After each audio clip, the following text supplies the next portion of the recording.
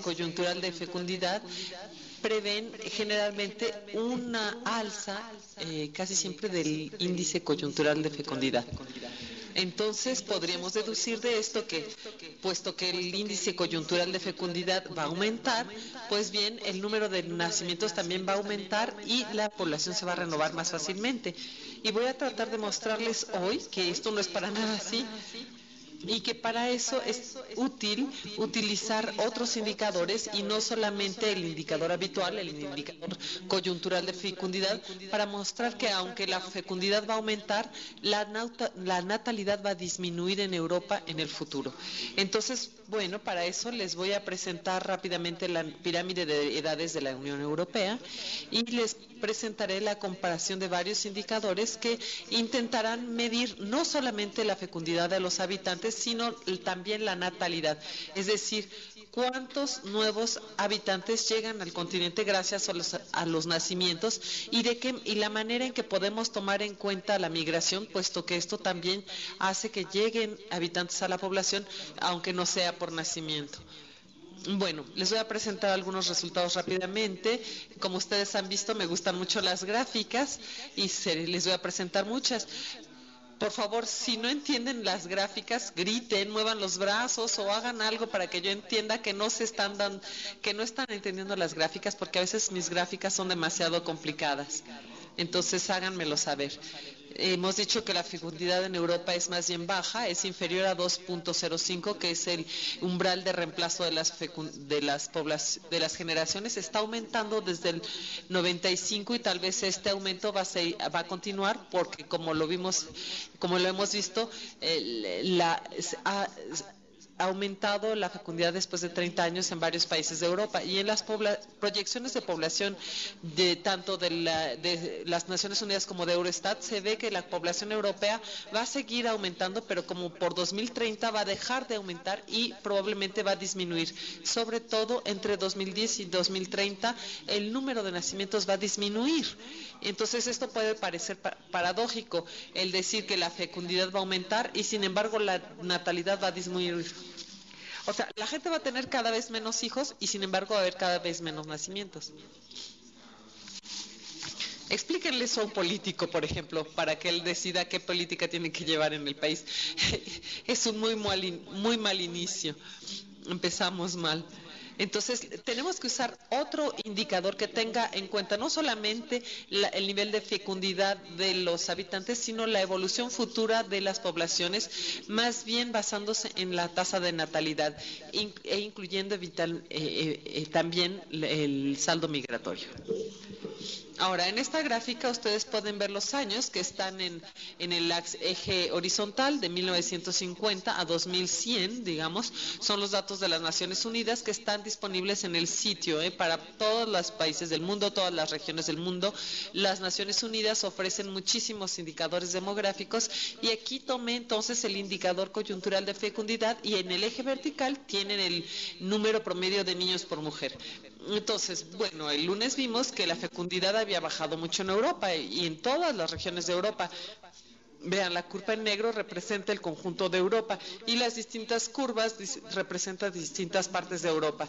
Entonces, ven ustedes aquí claramente una baja desde los años 50 hasta los años 90 y a partir de los años 2000 vuelven a subir, pero a partir del 2000, Naciones Unidas tienen una hipótesis alta, media y baja. La alta y la baja están en trazos punteados, mientras que la hipótesis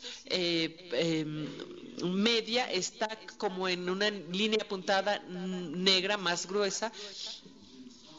Y no sé en 2100 ustedes qué harán, pero yo seguramente ya me habré muerto. Pero la idea es que para ese momento va a haber una convergencia, todos los países van a converger lentamente hacia el 2.1. La idea es que va a haber un periodo de fecundidad baja, muy bajo, y luego van a ir subiendo hasta el equilibrio de 2.1. Esa es la canción que nos cantan las Naciones Unidas para el futuro. Claro, esto está basado en consideraciones con respecto a ciertos países, pero la verdad es que ningún país ha llegado a conocer realmente esto. Bueno, respecto a las proyecciones de Naciones Unidas, de las Naciones Unidas, ¿le puede decir que si le puede ir bajando? Doucement, doucement, doucement, doucement. Entonces decía que la curva que se agregó en esta gráfica es la curva punteada gruesa.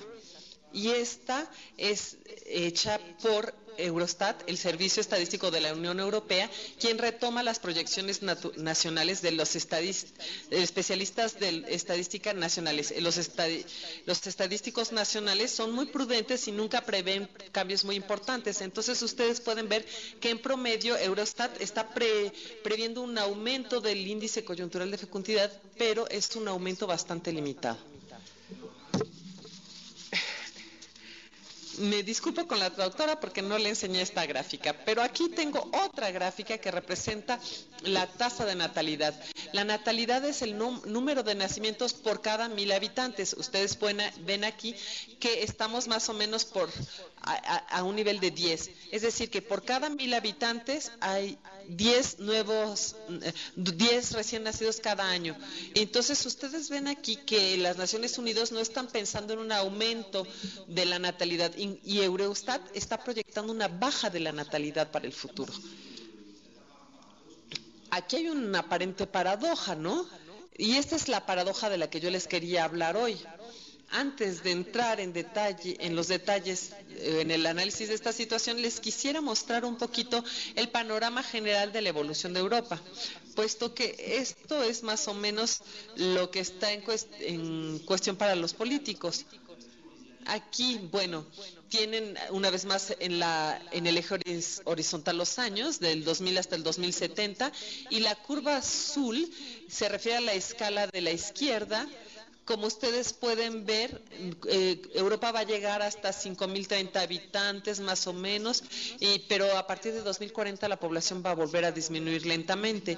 Y la curva de rojo, que también está expresado en millones y se refiere a la escala que está verticalmente a la derecha de la gráfica, nos dice que hoy estamos más o menos como en 5 millones por año y Eurostat está previendo una disminución bastante importante de hasta 4,5 millones de nacimientos por año.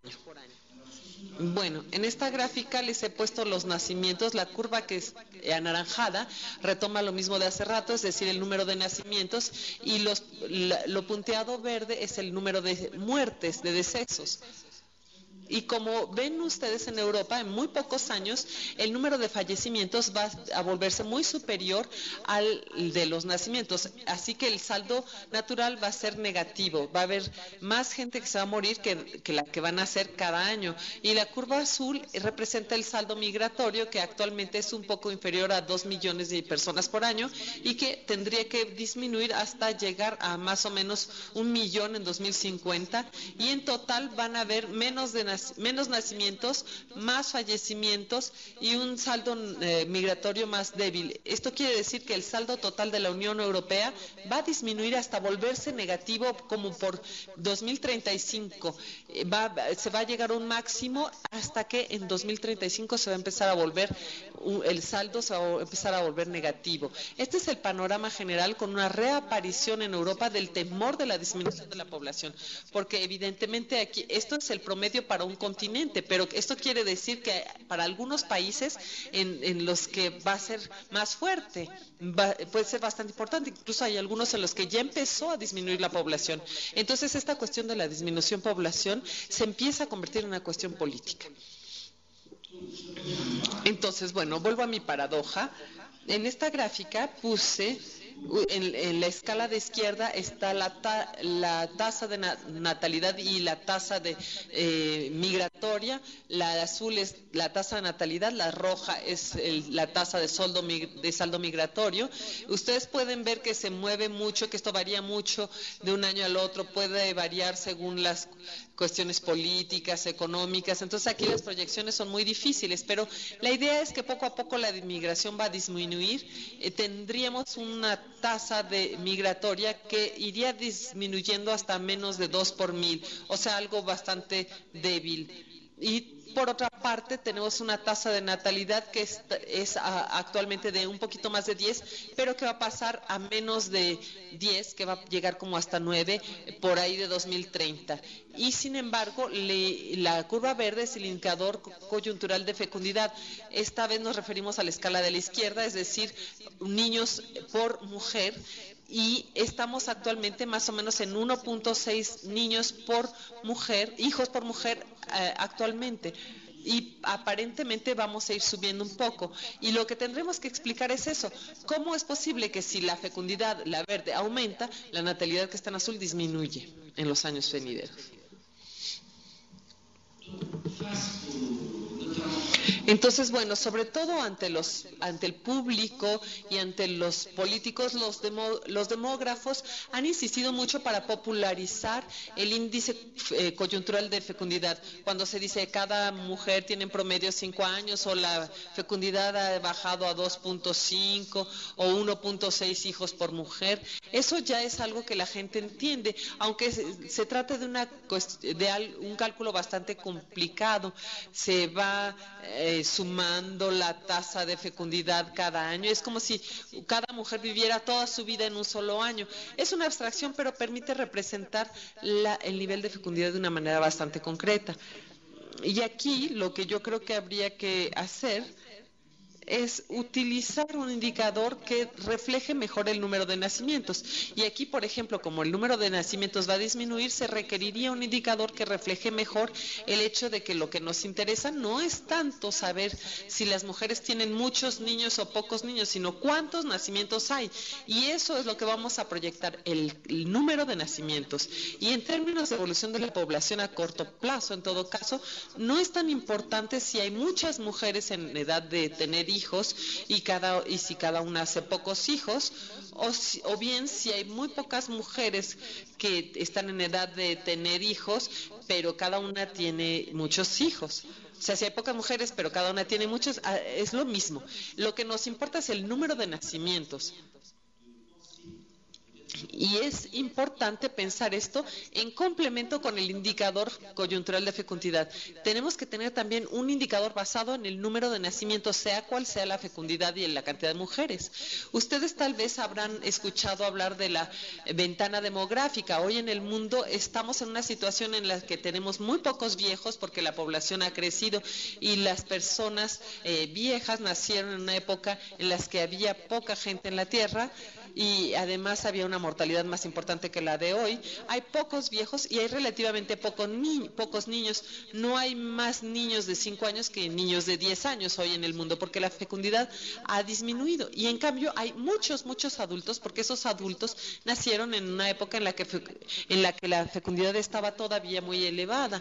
Eso es lo que se llama la ventana demográfica y esta es una cuestión muy importante para muchos países porque tienen que saber cómo hacerle para beneficiarse con este bono demográfico, porque tienen pocas bocas inútiles que alimentar, tienen pocos viejos, pocos niños, si nos atrevemos a decirlo así. Entonces tienen como un bono demográfico, una ventana demográfica. Y Europa, gracias al baby boom que hubo en los años 50 entre los años 50 y 70, está un poquito en esa situación, está saliendo de una pequeña ventana demográfica que había abierto el baby boom. Entonces vuelvo a mis indicadores, vamos a tratar de encontrar un indicador basado en la tasa de natalidad y que eventualmente pueda incluir las migraciones, puesto que este es un factor importante de las dinámicas de población. Pero bueno, antes de construir esos indicadores, quisiera hacerles un comentario sobre la pirámide de edades de la Unión Europea. Les voy a presentar dos comparaciones. Veamos aquí la pirámide de edades de la Unión. Aquí tenemos a los hombres a la izquierda, las mujeres a la derecha, y las edades están en el eje vertical, los jóvenes abajo, los viejos arriba. Me imagino que todos ustedes ya habrán visto pirámides de edades.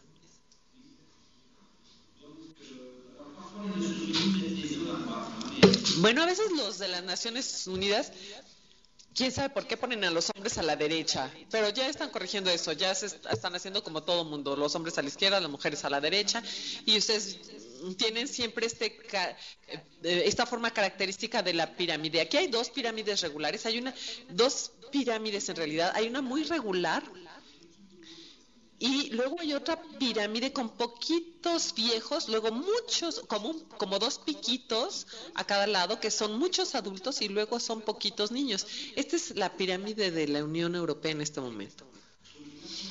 Bueno, la pirámide estacionaria es la que nos permite establecer un punto de comparación. Es la pirámide imaginaria de una mortalidad constante, una natalidad constante y una población constante. Es como si nada hubiera cambiado y como si siempre todo hubiera sido como las cosas son hoy en términos de mortalidad y en términos de fecundidad, con una población de tamaño constante.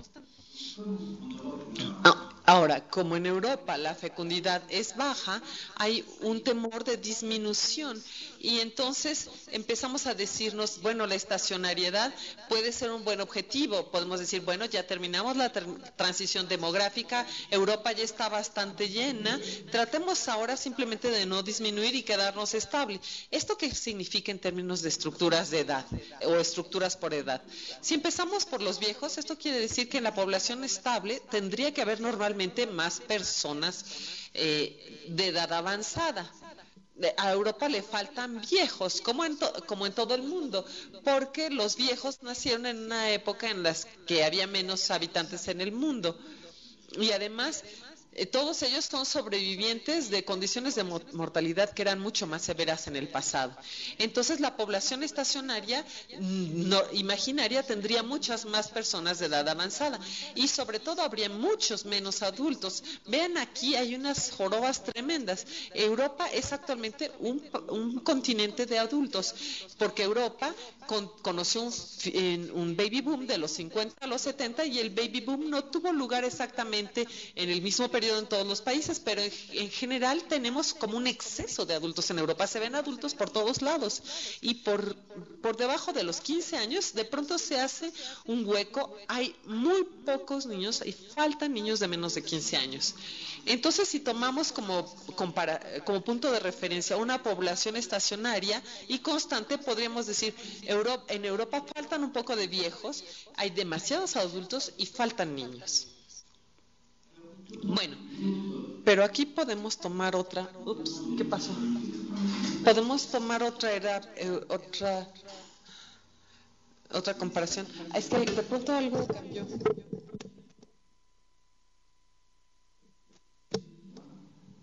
¿Vous m'entendez là? No. Es que de pronto algo cambió en el sonido, de pronto él se está oyendo.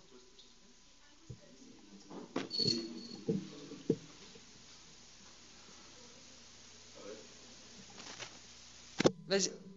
A ver. Bueno, continúo. Ok. Entonces aquí tienen la misma pirámide de Europa, pero puse otra pirámide como punto de comparación. Esta pirámide también es una pirámide estacionaria de efectivos constante. El número de nacimientos es constante, el número de fallecimientos es constante, pero hay más fallecimientos que nacimientos. Y además aquí le agregamos la migración positiva que viene a compensar la falta de nacimientos. Y la diferencia es que como los inmigrantes no llegan todos a la edad cero, hay algunos que llegan a los 40 años, la pirámide tiene una forma un poco apretada abajo porque se necesitan menos nacimientos para que la población sea constante, puesto que hay más fallecimientos que nacimientos, pero todo esto se compensa con la migración. La migración neta es como de 3 por 1000, que es la migración neta actual de Europa, más o menos. Entonces, si nosotros queremos que Europa se quede en su tamaño actual, pero que la migración continúe en el ritmo actual, he aquí cuál será la forma de la población a largo plazo. Y en este caso, vean, ya no nos faltan niños. Hace ratito decíamos faltan niños, pero ahora gracias a la migración ya no hay tanta falta de niños, ya se compensa. En cambio, vemos que el exceso de adultos realmente es muy importante en la actualidad. Bueno, ¿de qué nos sirve hacer este tipo de comparaciones? Y es que los adultos que están ahí en esa pirámide, ¿qué van a hacer en los años venideros? Pues van a envejecer, entonces van a ir subiendo en la pirámide. Esas jorobitas van a ir subiendo, que ahorita, esas jorobitas que ahorita aparecen en la edad adulta, que son la consecuencia de del baby boom, esta jorobita va a ir subiendo y va a ir envejeciendo junto con los habitantes. Entonces, en los años venideros va a haber una disminución importante del número de adultos, porque las generaciones muy numerosas del baby boom que están aquí, estas de aquí que les estoy señalando, se van a volver más viejas y van a ser reemplazadas por las generaciones de niños que, como hemos visto, son mucho menos numerosas.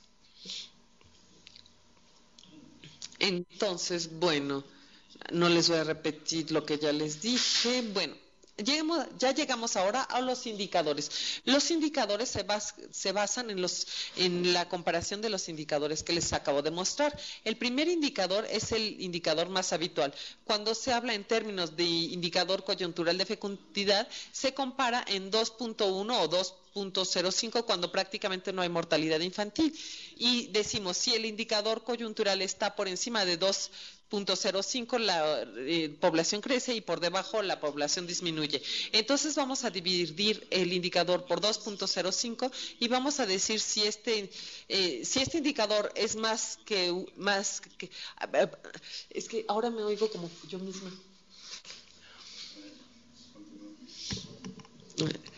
Bueno, sí, ya. A ver, 1, 2, 3, 1, 2, 3. Sí, creo que está bien. No, je m'entendais moi-même, mais ça va mieux. Sí. Entonces decíamos que el primer indicador consiste en dividir el indicador coyuntural de fecundidad por 2.05 para obtener algo que normalmente tiene que valer 1 si la población está en equilibrio a largo plazo. ¿Todo el mundo entiende este indicador? ¿Sí? Bueno. Esto se va a volver un poco más complicado después. Bueno, la idea es proponer otro punto de comparación. Entonces, ¿qué es lo que vamos a hacer? Vamos a basarnos en la tasa de natalidad. La tasa de natalidad, como les dije, es la relación de nacimientos en la población. ¿Cuántos nacimientos hay en una población? La idea es comparar el número de nacimientos en la población con el número de nacimientos en la población estacionaria. Y en la población estacionaria tenemos una relación que es una relación clásica, que es que la tasa de natalidad es el inverso de la esperanza de vida en el momento del nacimiento. Y entonces el producto de la tasa de natalidad, que aquí lo escribí como B, y la esperanza de vida que escribí como E0, este producto de B por E0 vale 1. Entonces, digamos que si las personas viven 50 años, hay 2 nacimientos por cada 100 personas, y si la esperanza de vida es de 100 años, basta que una sola persona por los 100 que aparecen cada año, entonces este producto B0, E01 que vale 1 es un dato bastante fácil, es la relación incidencia-prevalencia. Otra manera de decirlo es que la población total es el número de nacimientos multiplicado por la duración de vida. Entonces, para los que conocen esta relación es muy sencillo. Si no la conocen, mediten en esto porque es una relación muy útil. Para saber cuántos estudiantes hay en el colegio, basta con saber cuántos nuevos estudiantes llegan cada año y cuántos años en promedio se quedan aquí. Y entonces así van a tener el número total de estudiantes. Si quieren abrir un restaurante aquí, saben cuáles son los clientes potenciales. Eso es algo muy útil para las poblaciones estacionarias. Entonces la idea es tomar este indicador como punto de referencia y vamos a construir un indicador. Vamos a tomar la tasa de natalidad, que era el indicador que queríamos utilizar, y lo vamos a multiplicar por la esperanza de vida, y así vamos a saber que en la población estacionaria esto vale 1. Si el indicador es más pequeño que 1 es que nos faltan nacimientos, y el indicador es más de 1 es que hay más nacimientos con respecto a un objetivo de población estacionaria.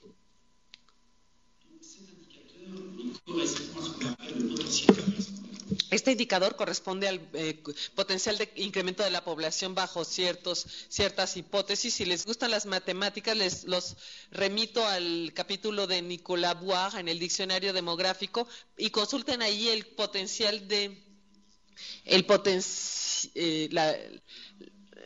bueno, esto explica el potencial de crecimiento. El México era un caso especial en esto, porque si hoy la población baja hasta 2.1 y si la mortalidad se vuelve estacionaria, ¿hasta qué punto va a aumentar la población mexicana hasta que se estabilice? Y de hecho ese es un trabajo que se hizo en los años 60, donde se mostraba que dada la forma de la pirámide de edades, como había muchos niños, había un potencial de incremento muy fuerte, porque esos niños ya habían nacido y esto iba a ser muchos adultos en el futuro y por lo tanto estos adultos iban a tener muchos niños antes de que la población se estabilizara. Y entonces la fórmula del potencial de crecimiento no es BE0, pero es BE0 si la fecundidad no baja inmediatamente al equilibrio, si la fecundidad disminuye, si es demasiado alta o al revés, paulatinamente si se tarda una generación, si se tarda... Reprenez votre idée là, reprenez.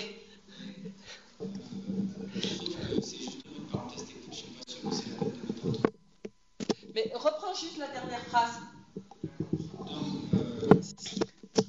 Bueno, les decía que si la población se tarda una generación para llegar al equilibrio, en ese caso el potencial de crecimiento va a ser exactamente igual a BE0. Esta es una manera de medir, cuando yo digo que faltan niños, esto quiere decir que si en Europa la fecundidad se tardara 30 años para volver al equilibrio, pues bien, la población de Europa disminuiría en ese factor. Entonces la idea es que partimos de la tasa de natalidad, es decir, que nos estamos interesando en número de nacimientos y no en la cantidad de padres potenciales o madres potenciales.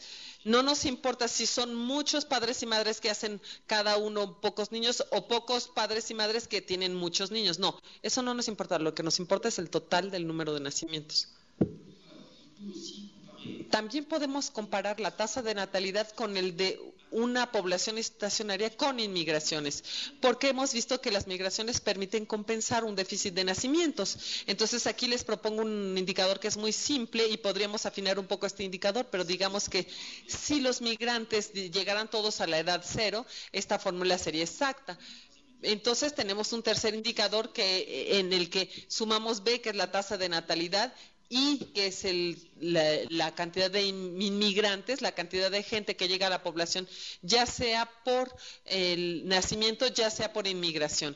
Y entonces esta tasa de aporte de población lo vamos a multiplicar por E0 y nos da un tercer indicador que esta vez toma en cuenta el hecho de que la población crece también gracias a las migraciones. Bueno. Sigo con mi manía de las gráficas. Vamos a presentar unas gráficas más. Aquí tenemos una gráfica de edades que acosté horizontalmente. Entonces el eje horizontal ahora son las edades y el eje vertical son la estructura representa la estructura de la población en porcentaje. La curva azul es la población de la Unión Europea en su conjunto. La curva negra continua es la curva de la población estacionaria y la curva punteada es la curva de la población estacionaria con migración. O sea que esta gráfica retoma las dos pirámides que les mostré anteriormente. Entonces, bueno, como nos estamos interesando en las dinámicas de las poblaciones, nos interesamos mucho en los jóvenes, entonces vamos, los que van de 0 a 50 años, entonces vamos a hacer un zoom de esta parte. Aquí retomé la pirámide de edades para las edades jóvenes de 0 a 50 años y les voy a mostrar rápidamente a qué corresponden estos indicadores. Si tomamos, vean aquí una línea punteada en azul claro que corresponde al número de nacimientos. Esa es la tasa de natalidad que se observa en la población. Es la relación de nacimientos con la población con respecto a la población en general. Y la flecha azul claro a la izquierda de la gráfica corresponde, y esta es la lógica del indicador coyuntural de fecundidad, sirve para comparar el número de nacimientos con el número de padres o madres potenciales. Es decir, que vamos a buscar a la gente que tiene más o menos 30 años, puesto que en Europa la fecundidad se da más o menos a los 30 años, y vamos a comparar esto con la generación de los padres y madres. ¿Hay acaso tantos niños como hay padres y madres? Eso nos da el índice coyuntural de fecundidad. Y si hay 2.05 niños por mujeres, hijos por mujer, esto quiere decir que hay 2.05 hijos por pareja, y esto quiere decir que la generación se reproduce, se reemplaza.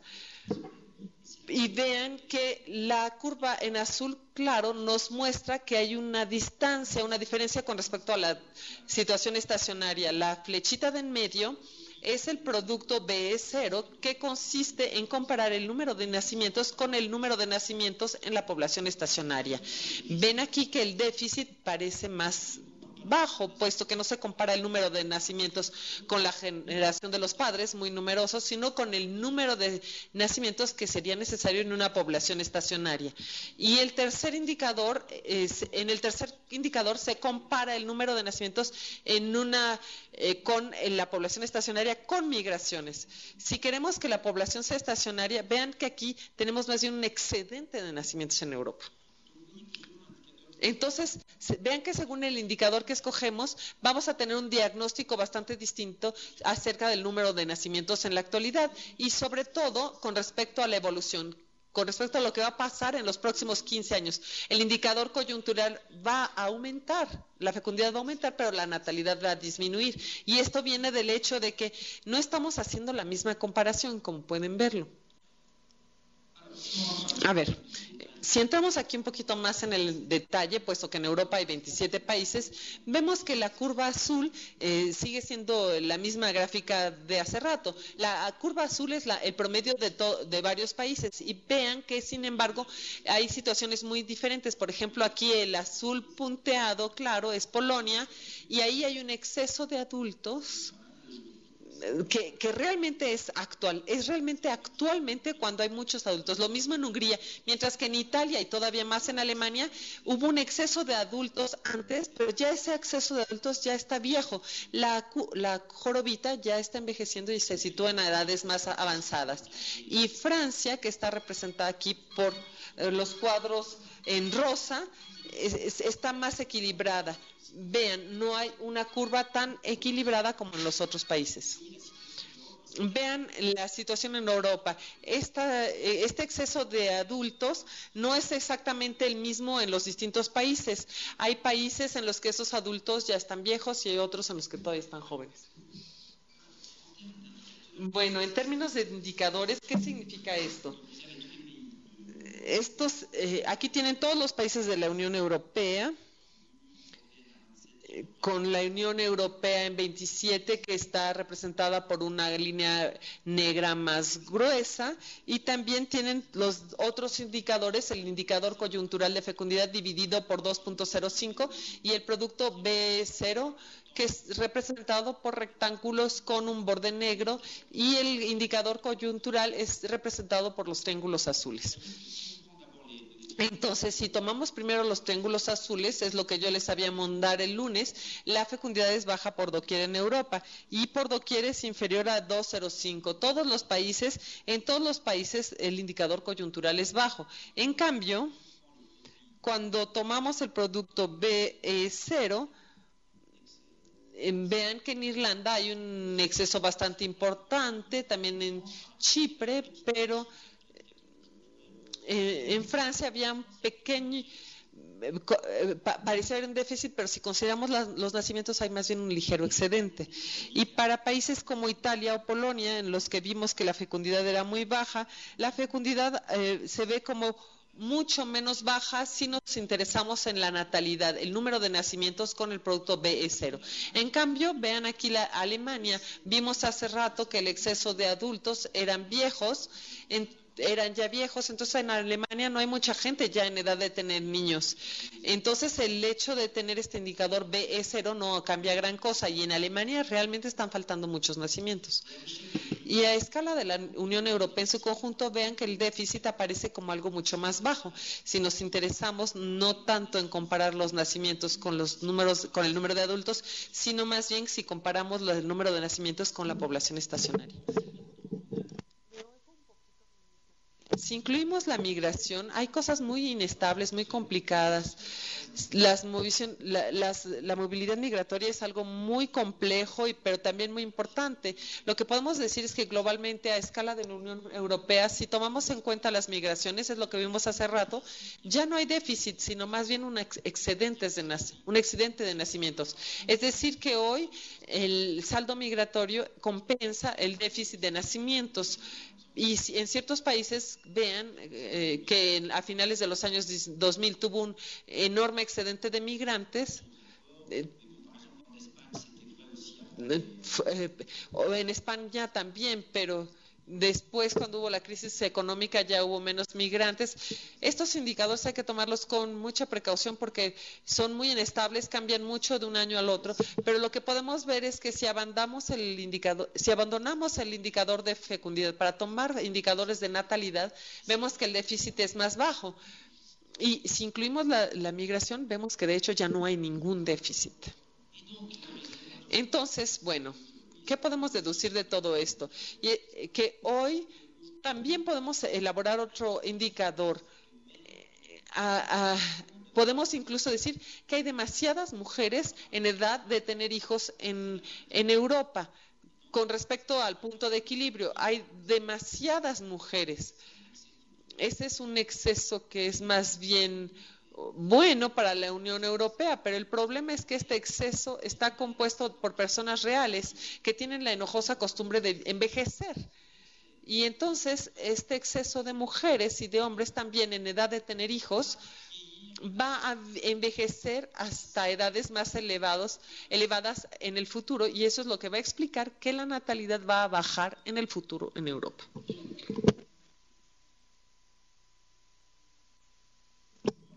Entonces, tenemos que faltan 22% de nacimientos si tomamos el ICF, pero si tomamos en cuenta la migración, ya solo faltan 2%, el déficit es mucho menos importante. Pero en términos de evolución, una vez más, el término de natalidad va a disminuir, incluso si el indicador coyuntural aumenta, la tasa de natalidad va a disminuir. Y por el momento la migración compensa el déficit, pero en las proyecciones la migración va a disminuir y por lo tanto tendríamos que tener una disminución importante del crecimiento de la población. Bueno. Una vez más una gráfica. Aquí tenemos el conjunto de la población europea con los 3 indicadores de los que les hablé. Les puse en negro la línea que corresponde a 1, es decir, el equilibrio a largo plazo. En azul hasta abajo tienen la evolución del indicador coyuntural dividido por 2.05, y ustedes ven aquí las proyecciones de Eurostat que tal vez parecen ya un poco pesimistas, de hecho, porque cuando vemos la evolución de los años 2000 tenemos la impresión de que ya estamos por encima de las proyecciones que habían sido hechas apenas en 2008. Entonces los proyeccionistas nacionales tienen que ser bastante prudentes por eso, mientras que los proyeccionistas de las Naciones Unidas sí son más atrevidos. En todo caso, el indicador coyuntural en las proyecciones aumenta, y el producto BE0 es la curva que tenemos aquí en rojo café, rojo oscuro. Vemos que es mucho más alta, pero según las proyecciones vamos a ir disminuyendo. El déficit de nacimientos en el futuro va a agravarse con respecto a la población estacionaria, porque los jóvenes de menos de 15 años que nos están faltando hoy, pues bien, en 20 años van a tener entre 20 y 35 años. Entonces son ellos los que nos faltan ahora como niños, nos van a faltar como adultos en edad de ser padres o madres, y entonces nos van a faltar niños o en unos 20 o 30 años. Entonces se pasan los problemas de una generación a otra en términos de nacimiento, y el índice coyuntural de fecundidad no evidencia esto, porque por definición este indicador se interesa solamente a cuántos hijos tienen las personas, mientras que la natalidad fecundidad combina las dos cosas. ¿Cuántas personas están en edad de tener hijos y cuántos hijos tienes? ¿Y cuántos hijos tienen? En términos de análisis es difícil manejar esto, pero en términos de evolución de la población es algo que resulta mucho más concreto y mucho más preciso, porque una vez más la fecundidad va a aumentar, sí, pero como va a haber menos personas en edad de tener hijos, va a haber menos nacimientos. Y para la población eso es lo que cuenta, que va a haber menos nacimientos. Entonces, si incluimos la migración, vean aquí, es la curva que tenemos aquí punteada, estamos mucho más alto, aunque con la crisis reciente la inmigración se desmoronó en la Unión Europea, pero probablemente va a aumentar. Y entonces, si tomamos en cuenta la migración, estamos en una situación favorable, pero esta situación va a volverse desfavorable en los años 2020-2025. Y entonces la razón, la explicación de esto es la curva de los pequeños puntitos rojos que está aquí, la curva que yo llamé madres aquí, mothers, y muestra el exceso de las mujeres en edad de tener hijos con respecto a la población estacionaria. Pero esta curva va a ir disminuyendo porque Europa va a ir saliendo de su bono demográfico o de su ventana demográfica, porque las personas se van a ir volviendo viejas. Y esto es lo que explica que las proyecciones de Eurostat sean como son. Aquí les voy a presentar la segunda pirámide en mi presentación. Bueno, esta es la proyección sin migración. En ausencia de migración, vean ustedes, habría muchas menos personas de menos de 50 años en Europa en el 2030. Vean que la parte de abajo de la pirámide es delgada, porque hay cada vez menos personas en edad de tener hijos, e incluso si el índice coyuntural aumenta, vean que esto no basta. El índice coyuntural de fecundidad no basta para compensar el hecho de que hay cada vez menos personas en edad de tener hijos. Por suerte está la migración. Si agregamos la migración en las proyecciones, ahí la parte baja de la pirámide se mantiene más o menos, pero en cambio sí hay un exceso, un aumento del número de personas de edad avanzada, pero una vez más eso es inevitable, a menos que matemos a todos los que tienen más de 60 años, algo que no estamos aconsejando, pero como no lo vamos a hacer, va a aumentar la cantidad de personas en edad avanzada. Entonces vean, realmente tenemos que tomar esta molestia de calcular la natalidad para que los políticos entiendan, porque les podemos decir, la fecundidad bajó en los años 2000, pero ahorita ya está aumentando y va a seguir aumentando. Y luego le decimos, pero cuidado, porque de todas maneras va a haber menos nacimientos. Entonces ellos no entienden, dicen, pero ¿cómo? Y tenemos que hacerles entender las dos cosas. Quisiera nada más hacerles un pequeño comentario. Podemos aquí retomar la pirámide estacionaria en 2030 y vemos que con un saldo migratorio de 2 por 1000, que es el saldo estimado por Eurostat, no va a ser suficiente. Sigue siendo demasiado delgada la pirámide en las edades más bajas. Entonces, a largo plazo va a haber una disminución de la población de Europa, porque las proyecciones, según Eurostat, no van a ser suficientes para compensar un índice coyuntural de fecundidad que sigue siendo de cualquier manera demasiado bajo en las proyecciones. Pero es probable que Eurostat sea pesimista, si no es natalista, si es pesimista. Y bueno, quién sabe. Bueno. Vamos a resumir entonces. La ventana demográfica se va a cerrar en Europa y entonces los dos indicadores que tomamos van a llegar al mismo valor. A final de cuentas, con un saldo migratorio proyectado a la baja, vamos a proyectar más bien una disminución de los países, de la población en los países de Europa.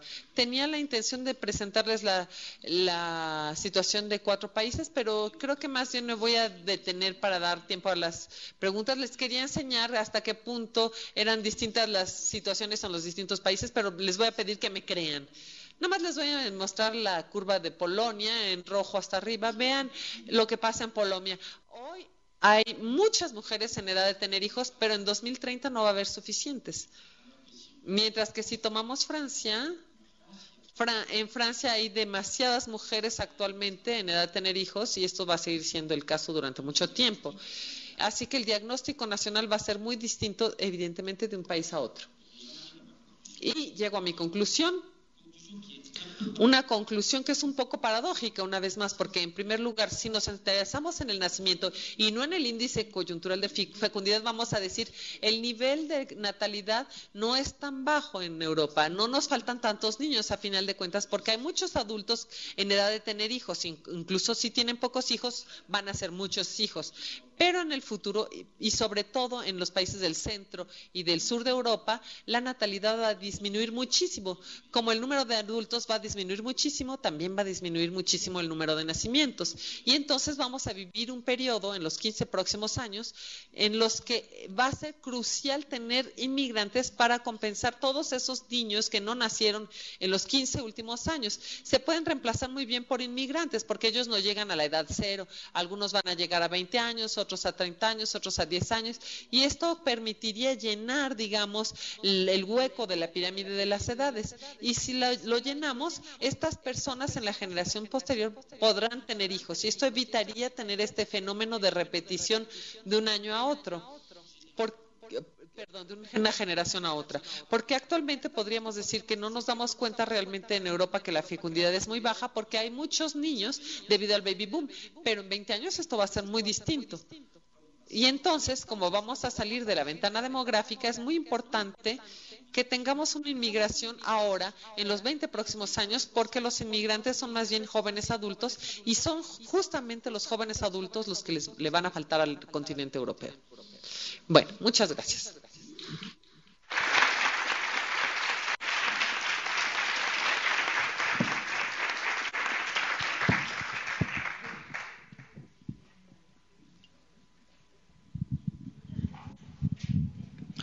Muchas gracias a Laurent Tuldemont.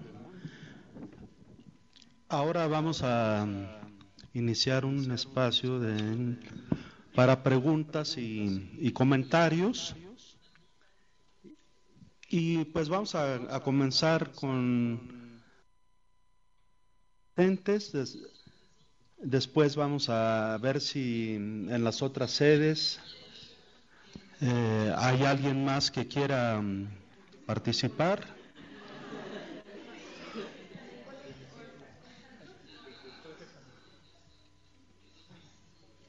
Sí, ya vimos que en el colegio de San Luis hay alguien que quiere preguntar. Pero vamos a comenzar aquí. Víctor.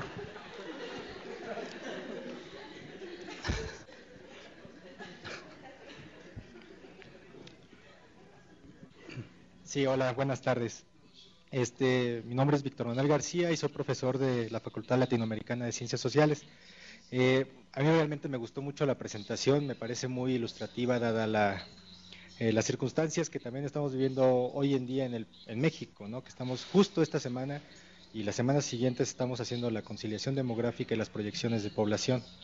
Y en virtud de eso, despacio. En virtud de eso, bueno, me parece muy ilustrativa y me gustó mucho su presentación. Nada más tenía dos preguntas. Una, con respecto a esta última aseveración que hizo respecto a que se necesitan una cierta cantidad de migrantes en los siguientes años para la Unión Europea, ¿cuánto tiempo tardan los migrantes en asimilar el comportamiento reproductivo de los nativos en Europa para poder medir ese impacto en el reemplazo de los nacimientos? Eso por un lado. Y por otro, en el indicador que propone, que es este cociente de la tasa global de fecundidad sobre la tasa meta de la tasa global de fecundidad, si vemos a la tasa global de fecundidad como la tasa neta de reproducción sobre la probabilidad de que se sobreviva toda la maternidad, no termina siendo solamente un cociente de probabilidades de sobrevivencia, y esto cómo se puede interpretar en ese sentido. Y bueno, tenía otras preguntas, pero mejor dejo el espacio para otras. Muchas gracias.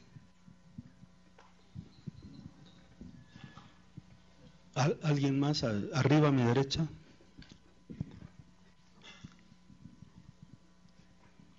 Hola, bueno, es solo una pregunta bastante sencilla. Solo me queda la duda de por qué supone que la migración va a disminuir en un futuro.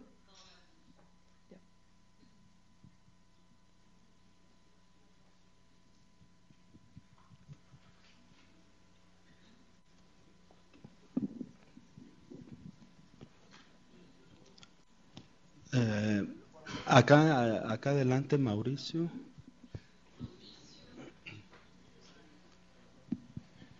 Sí, mi pregunta va muy en relación con la pregunta que hizo Víctor. Bueno, soy Mauricio, estudiante de la maestría en demografía aquí en el colegio. Y no solamente es cuánto tiempo tardan en asimilar la fecundidad, el comportamiento de la fecundidad, sino en el indicador que usted proponía, tenía la tasa de inmigración por la esperanza de vida al nacimiento, pero estos migrantes vienen de otras regiones del mundo donde el impacto de la mortalidad es distinto al de la Unión Europea. Entonces, ¿cómo tomamos este efecto, ¿no? De la esperanza de vida no va a ser la misma para los inmigrantes que para los nativos, ¿no?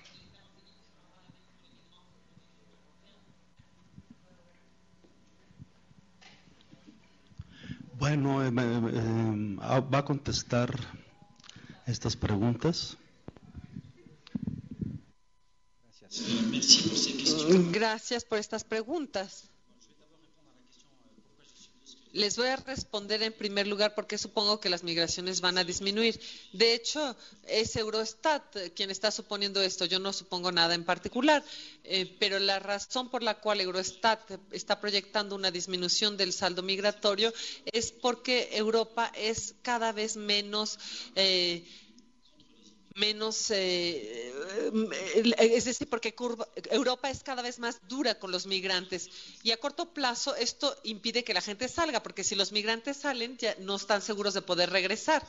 Y por otra parte, las perspectivas de crecimiento económico son bajas, son débiles, y los movimientos migratorios son muy sensibles a la economía. Cuando la economía va bien, hay trabajo en los márgenes del mercado de trabajo legal, y entonces hay trabajo para los inmigrantes. Entonces es más bien por razones políticas que Eurostat supone que la inmigración va a disminuir.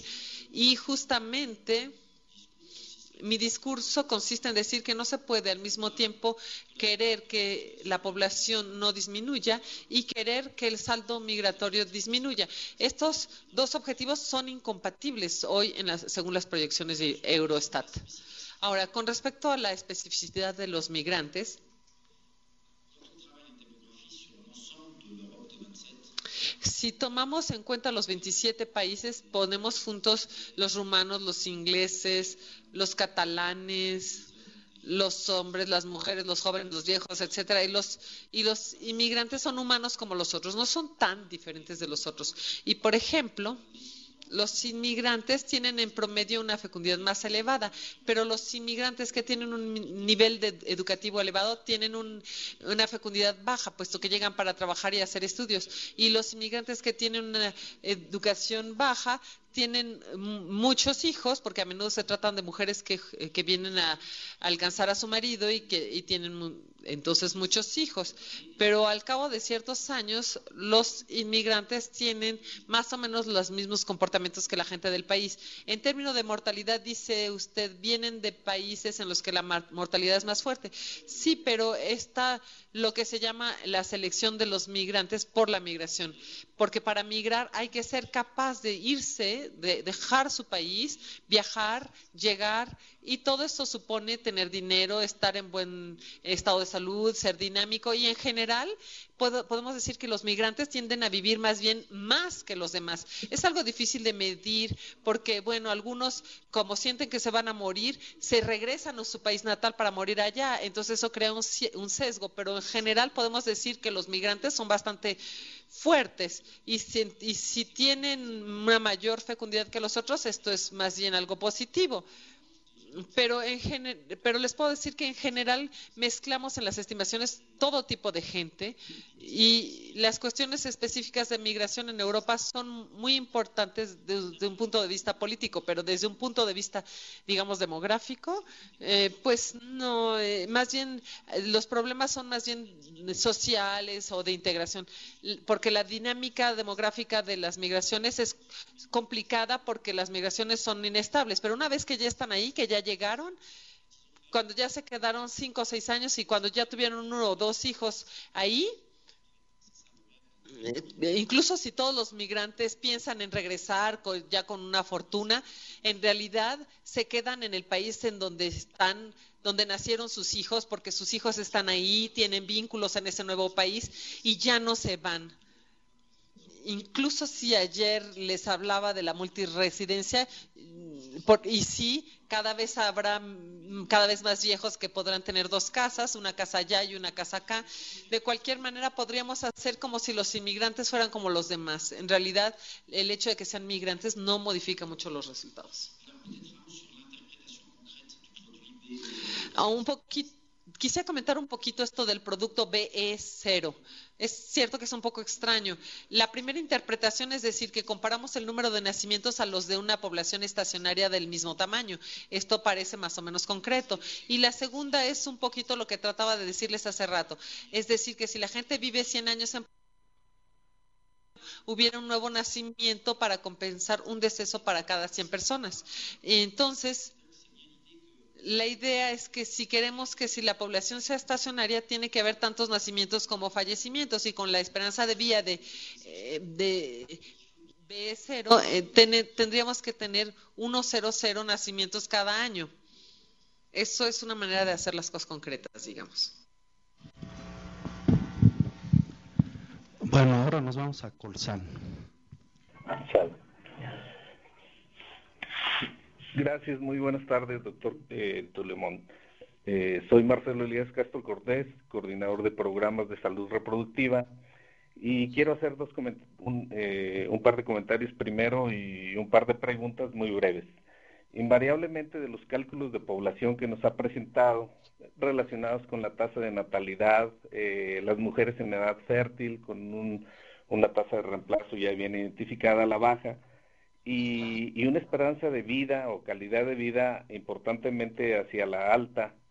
Esto definitivamente no tiene ni vuelta de hoja. Yo lo vengo pensando en estos momentos que usted está describiendo las diferentes láminas y sobre todo las de la pirámide de población, que lo que sí existe y es claro y es real es que la población está disminuyendo significativamente, y lo comparo como atlética de 5,000 metros en donde probablemente haya competidores que lleguen primero y hay competidores que lleguen después, pero todos van a la baja en la población invariablemente de los diferentes indicadores que ya se están manejando, como la condición estacionaria de población o la migración.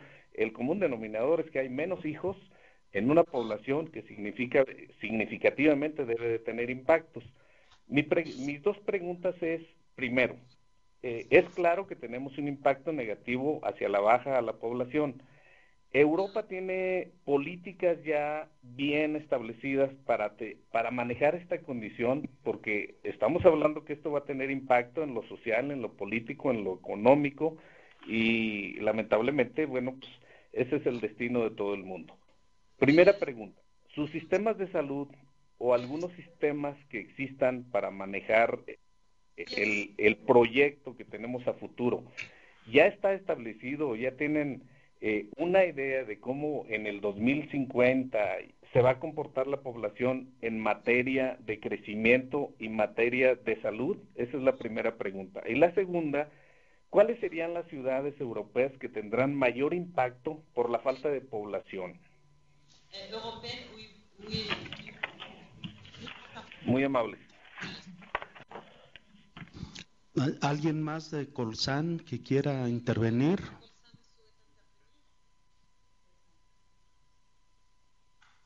Bueno, parece que no.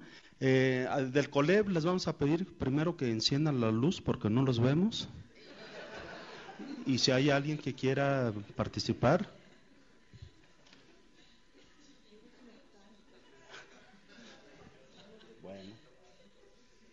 En CUSEA sí tienen la luz encendida. ¿Alguien quiere participar?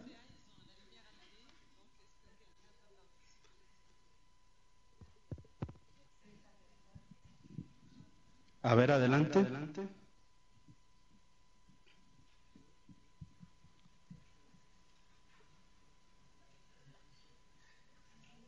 ¿No?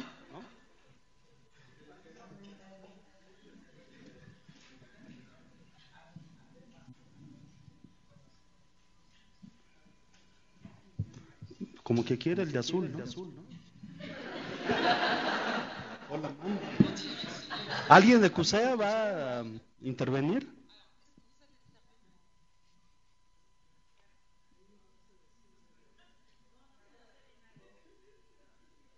Bueno, regresamos al Colmex. ¿Alguien más aquí que quiere intervenir? Arriba a mi derecha.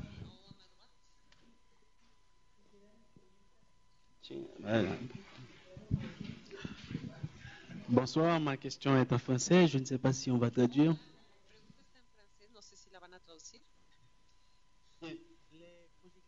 Bueno, las proyecciones que fueron hechas y que usted presentó corresponden a los 27 países de la Unión Europea, pero sabemos que la Unión Europea va a ampliarse. Hay países que están manifestando la intención de entrar a la Unión Europea y me pregunto si no habría que considerar esas proyecciones con un poco más de prudencia si consideramos que los nuevos países que van a entrar van a cambiar probablemente los datos, sobre todo con respecto a la migración.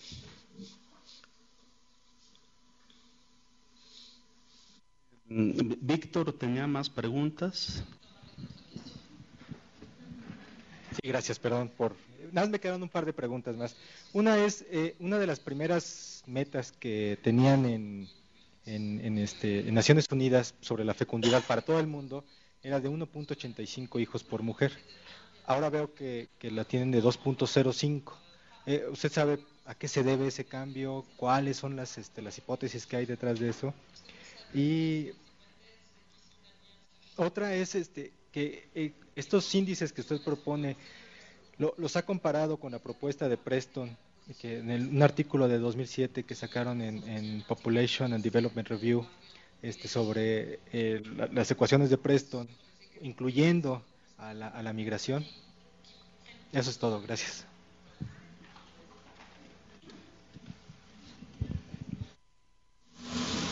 Merci. Alors, je vais peut-être Gracias. Les voy a responder tal vez primero a los colegas del Colsan. Es cierto que las proyecciones conducen a una disminución a largo plazo de la población de Europa, pero esto no quiere decir que Europa va a vaciarse de sus habitantes. No forzosamente va a haber una catástrofe mayor. En Europa hay ciertos países, sobre todo los Países Bajos, que consideran que una disminución de la población sería incluso benéfica. Entonces hay corrientes contradictorias en Europa. Hay una reaparición de las corrientes natalistas en los años 90 debido a la baja fecundidad, pero hay comportamientos, discursos que se felicitan por la interrupción del crecimiento de la población europea. Lo que sí es seguro es que la población va a envejecer, va a haber un envejecimiento muy importante y eso va a ser cierto para Europa, pero también para todo el mundo. Europa ya es un continente un poco viejo, bastante viejo, y el envejecimiento va a ser bastante importante con respecto al envejecimiento en otros continentes, pero en Europa ya hemos aprendido a ocuparnos de las personas en edad avanzada, tenemos sistemas de seguridad social, de jubilación, cuyo equilibrio financiero sí nos está planteando problemas. Actualmente estamos haciendo muchas reformas en Europa debido a esto, pero digamos que a grandes rasgos los viejos son seres humanos, tienen que comer y tienen que tener dinero para comer. Entonces es más bien un problema de organización de la sociedad, es más un problema de ese tipo que un problema puramente demográfico. En todo caso, no es algo que podamos modificar, lo único que podamos hacer es tratar de que disminuya la mortalidad para que la gente se muera lo más tarde posible, es decir, para agravar lo que pasa en el sistema de jubilaciones, y nos plantea muchas dificultades en los sistemas de salud. Hay países en los que ya se están preguntando si debemos cuidar a los viejos cuando están muy viejos, porque los viejos cuestan caros, sobre todo el último año de vida, porque Entonces hay gente que se pregunta, ¿para qué los cuidamos si de todas maneras ya nada más les queda un año? Afortunadamente, en general la gente piensa que ni modo, hay que darles de comer y hay que cuidarlos, y si cuesta mucho dinero, ni modo. Entonces, este es un problema más político que demográfico. En el 2050 voy a tener 89 años y me imagino que estaré cultivando mi jardincito y no pensando en cuestiones demográficas. No sé cómo van a ser las sociedades en Europa en el 2050, pero yo sé que tendrán que aprender a vivir con una población de edad más avanzada. Yo creo que eso va a ser mucho más fácil en Europa que en continentes como Asia, como en China o incluso África, donde va a haber un crecimiento muy importante, pero va a haber un crecimiento en proporción muy, muy importante con respecto al número de personas en edad avanzada. Entonces, el mundo va a tener que aprender a tener sistemas de seguridad social, sistemas para ocuparse de las personas en edad avanzada. Ya dejamos muy atrás la época en que había pocos viejos y honrábamos a los viejos. No, ahora va a haber muchísimos viejos. Lo que va a crecer van a ser los adultos y los viejos. No va a haber más niños, sino que va a haber más adultos y sobre todo va a haber muchísimos viejos. Y no creo que las ciudades se vayan a vaciar, más bien se va a vaciar el campo. Tal vez va a haber migraciones, pero las migraciones no siempre son un elemento de equilibrio de la población. La gente migra más bien de los lugares vacíos hacia los lugares que ya están llenos, o sea que las migraciones no sirven para equilibrar como líquidos. Las migraciones no van de las migraciones donde hay demasiada gente hacia lugares donde no hay gente, sino que más bien hacen al revés, van de los lugares donde no hay gente hacia los lugares donde ya de por sí hay demasiada gente. Entonces yo creo que más bien lo que se va a vaciar va a ser el campo. Había una pregunta sobre el crecimiento externo. Es cierto que desde el punto de vista político la Unión Europea, y esto es cierto desde los fundadores de los años 50, empezó a 6 y luego a 9, a 10, a 12, a 15, a 25, 27...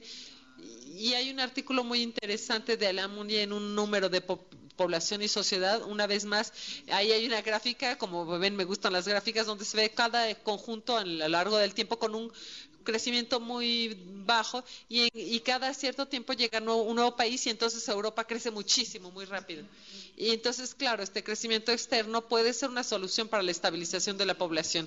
Europa puede compensar el hecho de que su población no sea muy dinámica desde un punto de vista dinámico, desde un punto de vista demográfico, integrando nuevos países. Pero es cierto, hasta ahorita nos hemos tragado a pequeños países cuando pasamos de 15 a 25, etcétera. Pero ¿qué tal va a ser eso de tragarse a Turquía? Más bien va a ser Turquía quien nos va a tragar a nosotros. En África del Norte hay muchos países que quisieran integrarse a Europa, pero ahí hay un problema político. Los políticos europeos le quieren tanto a los dictadores de África como a las poblaciones de África, y la Unión Europea no quiere integrar a países no democráticos. Entonces, desde el punto de vista político, habría que ver cómo van a evolucionar democráticamente los países del norte de África en los próximos años. Claro que podríamos soñar con una Europa mucho más vasta. El problema es que, como lo hemos visto con la crisis económica, Europa está bastante débil desde el punto de vista económico y tal vez tendría que consolidarse un poco antes de crecer. Entonces, bueno, había dos preguntas también con respecto al motivo por el que las Naciones Unidas pasaron de 1.85 a 2.05.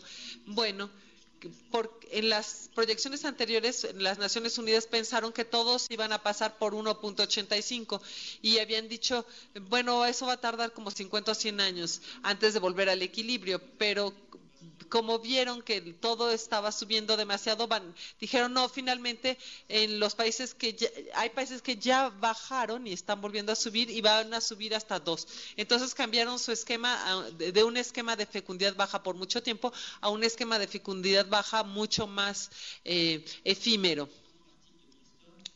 Y en lo que se refiere al artículo de Preston, es cierto que hay una relación con respecto al hecho de que se puede integrar la migración en la dinámica de la población, mientras que la mayoría de los índices tratan de en el análisis demográfico tratan de separar los distintos elementos, la fecundidad por una parte, la natalidad por otro lado, la migración por otro lado. Y es cierto que cada vez más, bueno, hay también estudios locales en los que se ve que la migración es la que crea la dinámica de ciertas ciudades y de ciertas regiones. Entonces estamos tratando de crear indicadores que tomen en cuenta las migraciones, que las integran. El problema es que la estabilidad de los comportamientos a largo plazo es muy difícil, es muy difícil considerar lo que va a pasar con la migración. Esa es la dificultad de integrar la migración en los indicadores, porque todos estos cálculos se basan en el largo plazo y para la migración no es razonable hacer estas hipótesis.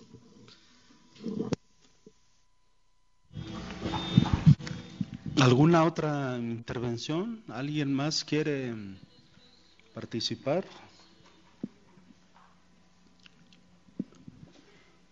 ¿De Corsán? ¿Alguien más que quiera preguntar? ¿CUSEA?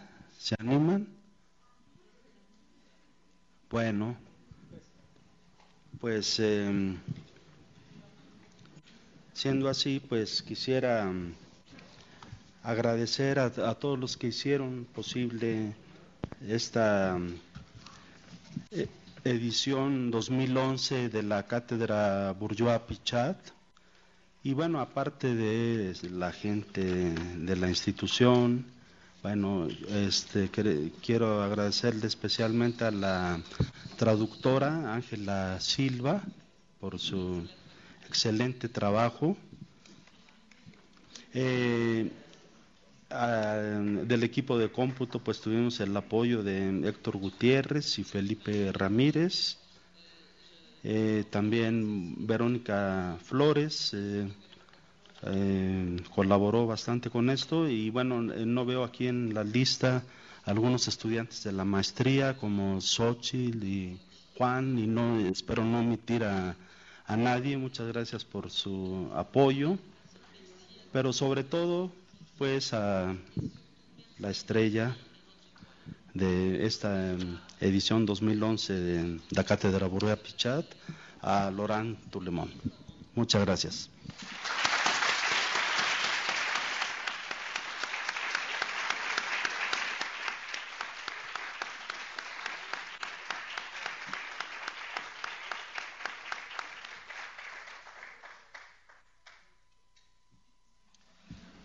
Là, c'est quoi le deuxième écran? El segundo es ça, ¿qué es? Ah, aquí, aquí. Ok.